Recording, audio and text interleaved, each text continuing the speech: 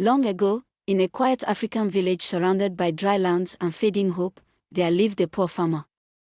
Every morning before sunrise, he would walk barefoot to his field.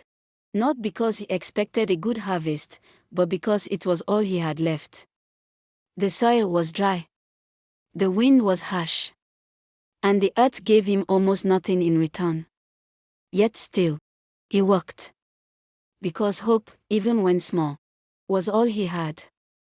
One evening, after a long day of struggle, the farmer noticed something strange. The ground beneath his field was glowing faintly, like something was alive beneath it. Curious and tired, he knelt down and began to dig.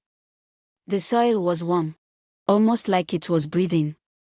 And then, he saw it. A small golden seed. But this was no ordinary seed. It was glowing. Softly, beautifully, as if it carried a secret from another world. The farmer froze. For a moment, he thought he was dreaming. But when he touched it, the light reacted. That night, for the first time in years, he felt something new. Not hunger. Not pain. But possibility. Under the moonlight, he planted the seed in the middle of his land. And waited. At first, nothing happened. Days passed. The farmer almost gave up hope. But something deep inside told him to wait just a little longer. Then suddenly, on the seventh morning, the ground shook. Light erupted from the soil. And right before his eyes, a tree began to grow. But this was not an ordinary tree. It rose quickly, taller than any tree he had ever seen. From its branches hung glowing fruits. The farmer could not believe it. His broken land had become something magical. News of the tree spread quickly. Villagers came from far and wide just to see it. They called it a miracle. Soon, the farmer was no longer poor. People traded gold, goods, and respect for the glowing fruits. His life changed completely. For the first time, he had more than enough. But something inside him slowly began to shift. At first, he was grateful. Then proud. Then, restless.